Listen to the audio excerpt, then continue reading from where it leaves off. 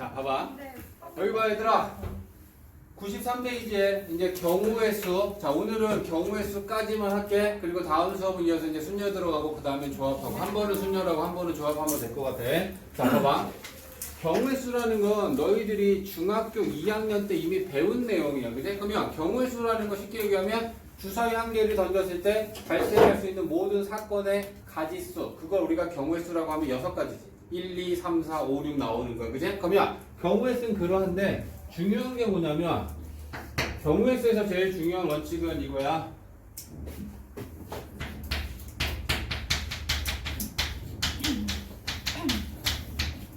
빠짐없이 세야 돼. 하나라도 빠져서 세면 아깝게 틀린 게 아니고 그건 틀린 거야. 그 다음에 같은 걸 계속 세면 안 돼.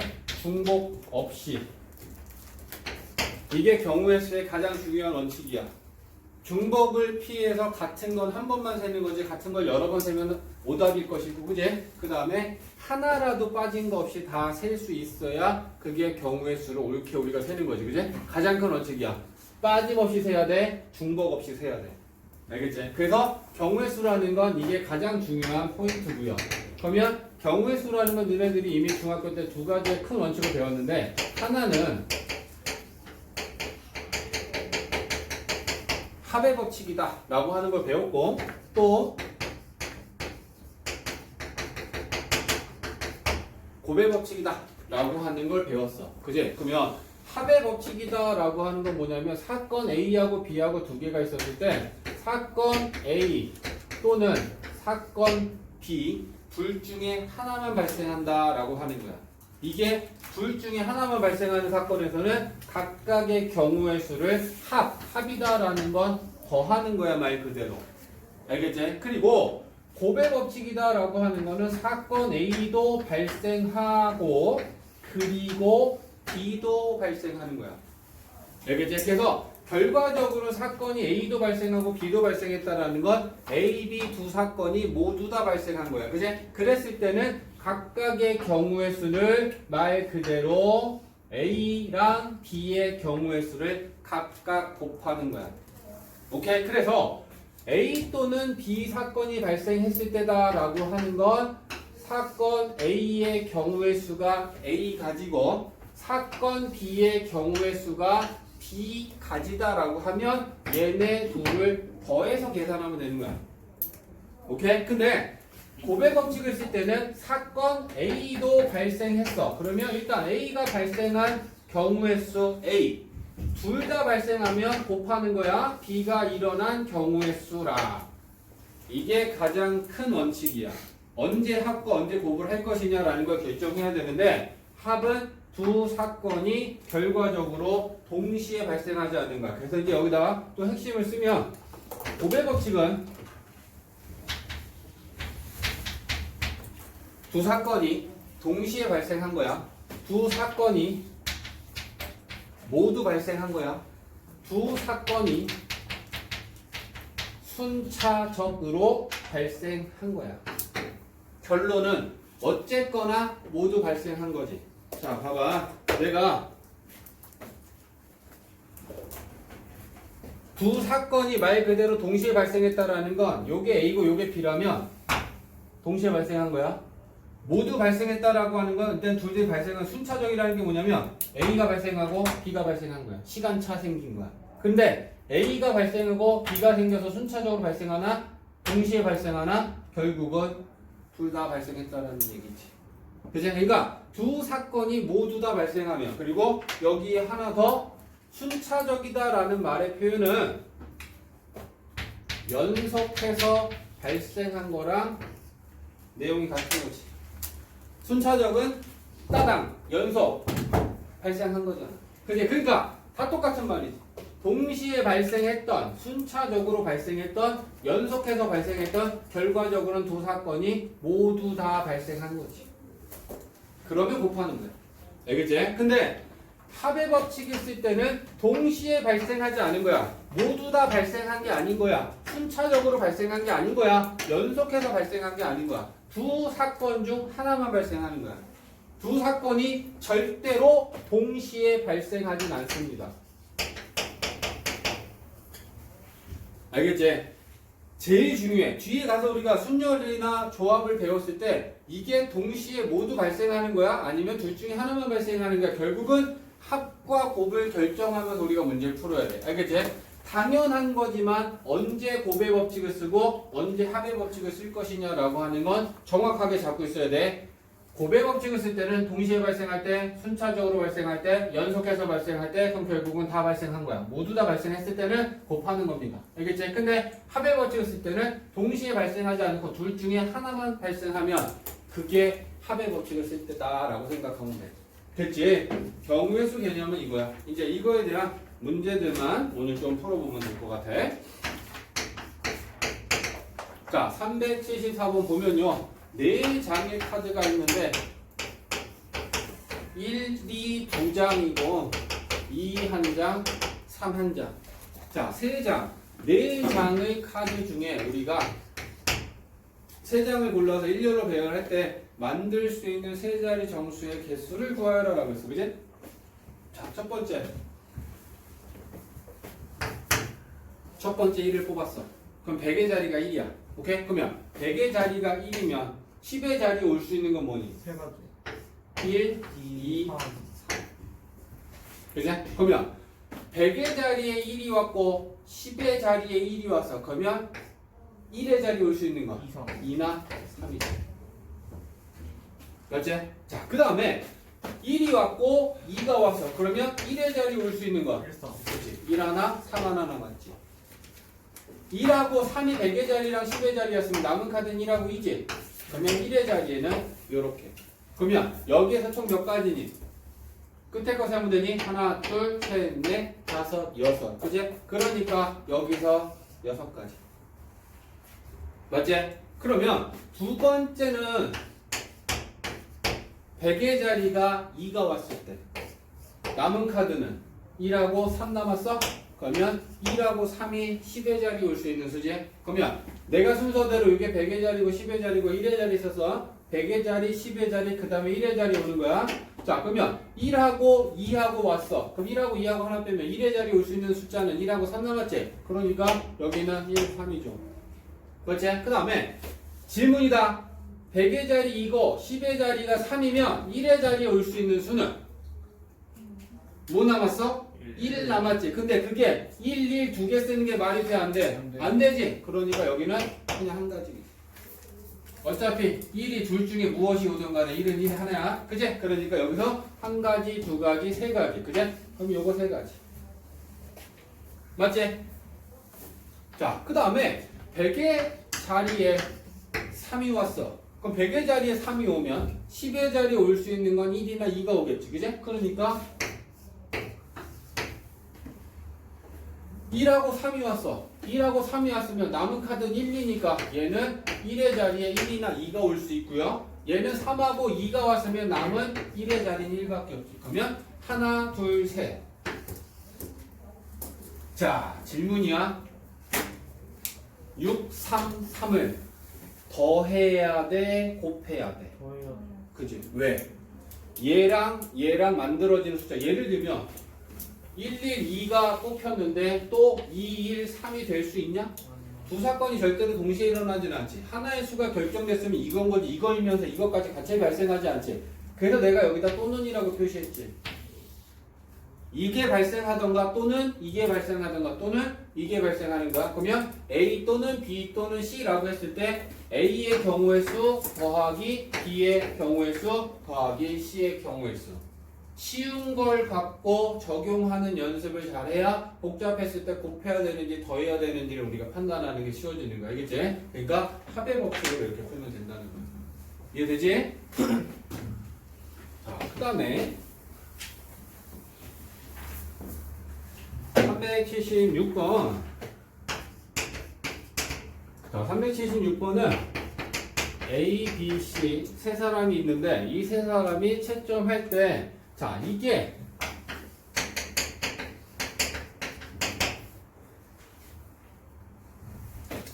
A, B, C 세 사람 시험지를 스몰로 표시할게. 그러면 이게 그 사람들의 시험지. 요거는 세 사람.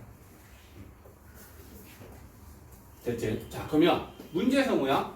A, B, C 세 사람이 시험을 봤는데 야, 세 사람한테 야, 너네가 채점해 그런 거야. 근데 자기가 자기 거 채점하면 안 되니까 A는 B나 C의 시험지 채점해야 되고, 그제? B는 A나 C의 시험지 채점해야 되고, 그러려면 경우의 수가 어떻게 되니 물어본 거야. 이해했어? 그러면 A, B, C 세 사람을 썼을 때 A가 채점할 수 있는 건 누구나 누구의 시험지 채점해야 돼? C. 그제? 그러면 B 아니면 C를 채점해야 돼. 그러면 A가 B를 채점했을 때 남은 시험지는 A하고 C 시험지가 남았어. 그러면 B는 A랑 C는 A랑 C 중에 누구 거 채점해야 돼? A지. 그러면 남는 거 A는 B가 채점해야겠지. 뭐 잘못 썼냐? C지.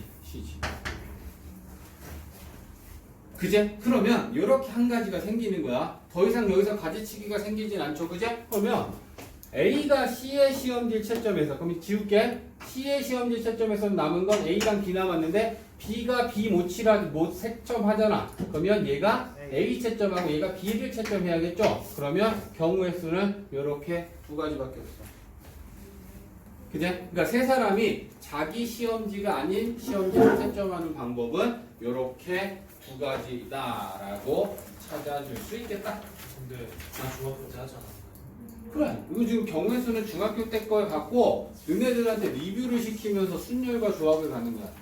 아, 요거 다음에 나오는 순열과 조합이 너희들이 새로 배워야 되는 내용이야. 근데 그 순열과 조합이라는 게 결국은 경우의 수를 세는 방법인 거거든. 378번. 몇 분이야 이제 녹화되고 있는 시간이? 12분? 20분 정도까지 하고 끊는다. 올리는데 너무 오래 걸려. 자, 378번 봐봐. 민지는 3마리의 개하고 4마리의 고양이가 있다. 그제? 그러면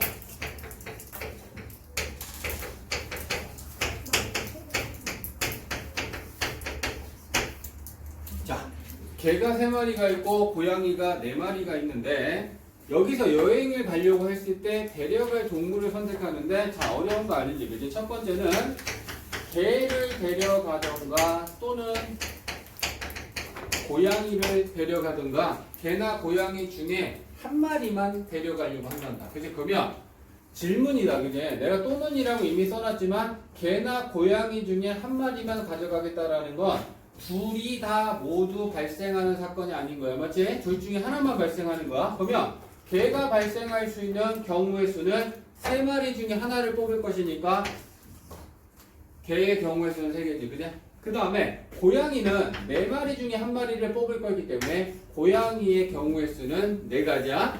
또는이라는 건 둘 중에 하나만 발생하는 거잖아. 합의 법칙이지, 그지? 따라서 7가지다라고 계산하면 되는 거야.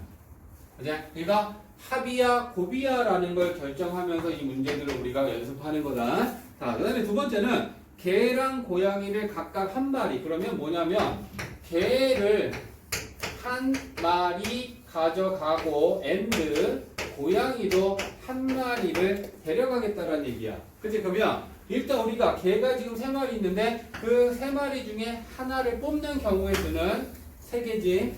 그치? 그 다음에 고양이가 4마리가 있으니까 고양이 4마리 중에 한 마리를 뽑는 경우의 수는 4개야. 그치? 근데 개도 데려가고 그리고 고양이도 데려간다라는 건 얘를 A 사건이고 얘를 B 사건이라고 본다면 A가 발생하고 그리고 이어서 B가 발생하는 거잖아. 그러니까 고백 법칙이지. 뭔 말인지 알겠지? 그래서 기본적인 거야. 너네가 이제 경우의 수 한 지가 오래됐기 때문에 그거에 대한 복습이다 생각하면 되는 거야. 그리고 이제 이어서 순열 조합을 가는 거고요. 자, 380번은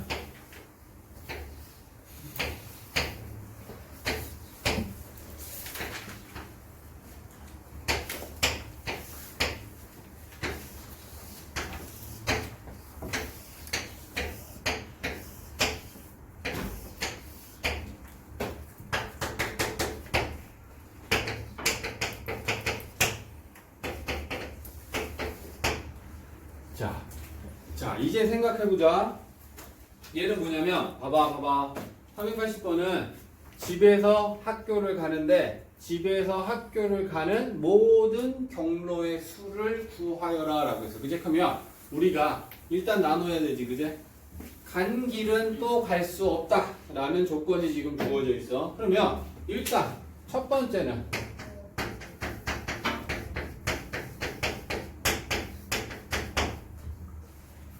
집에서 A를 거쳐서 학교로, 그러니까 위에 있는 길로 이렇게 학교를 갈 수도 있겠지, 그죠? 그 다음에 또 두 번째는 집에서 밑에 길로 B를 찍고 학교로 갈 수도 있겠지, 그죠? 그 다음에 세 번째는 집에서 A를 가서 내려와서 B 찍고 이렇게 돌아가는 거야, 학교 가기 싫어서. 이런 경우도 있겠지, 그제? 그 다음에 또 한 명은 밑에서부터 B를 찍고 할 일 없어서 그제? A 찍고 이렇게 가는 경우도 있겠지, 그제? 그러니까 이런 문제를 풀 때는 가능한 경로의 수 먼저 구분해. 그리고서 각각을 구하는 거야. 그럼 각각을 구하는 거 이제 봅니다. A에서 G까지 가는 건 두 가지, 그죠? 그 다음에 A에서 학교 가는 거 두 가지지. 쉬운 걸 잘 생각하라 해서 상혁아, A 집에서 A를 가고 그리고 이어서 연속해서 순차적으로 학교 가는 거냐? 맞지? 그러면 합이냐 곱이냐? 곱이야. 그제? 이런 사이사이에 디테일한 계산을 할 때 합인지 곱인지 결정하란 말이지. 오케이. 자, 그러면 집에서 B를 갈 때는 3. 3가지지. B에서 학교 갈 때는 1가지지. 가고 이어서 가는 거냐? 곱하기지. 맞지? 자, 그 다음에 집에서 A를 가는 경로수 2가지. A에서 B 2가지. B에서 학교 1가지. 이어서 연속해서 순차적으로 가는 거니까 각각의 경로는 곱해줍니다. 그러면 4. 맞지? 그 다음에 집에서 B를 갈 때는 3가지. 그지? B에서 A 2가지. A에서 학교 2가지. 연속해서 가는 거니까 각각의 경로는 곱해지겠지. 그냥? 그러면 4, 3, 12. 그럼 이제 질문이네. 첫 번째는 4가지가 나왔고, 두 번째는 3가지가 나왔고, 세 번째, 네 번째가 이렇게 나왔을 때 얘네들은 곱해야 돼, 더해야 돼? 그렇지. 4개 중에 하나만 발생하지 동시에 발생하는 사건들이 아니니까, 그제? 그러면 이거 더하면 23개냐? 네. 맞지? 그래서 총 경로수는 23가지라고 저 구해진 4개들을 다 더하면 됩니다.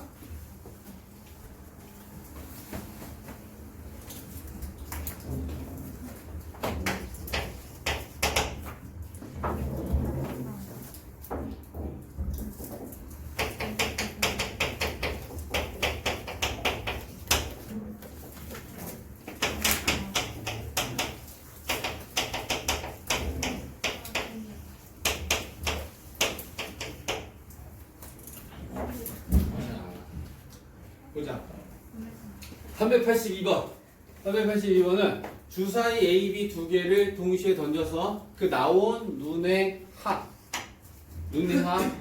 합이 5의 배수가 되려면 경우의 수는 몇 가지나 있니? 지금 물어본 거야. 그러면 일단 질문이지, 그제? 주사위 하나당 눈금은 1부터 6까지 있잖아. 그죠? 그러면 1부터 6까지 나온 주사위의 눈을 더한 합은 뭐와 뭐 사이니?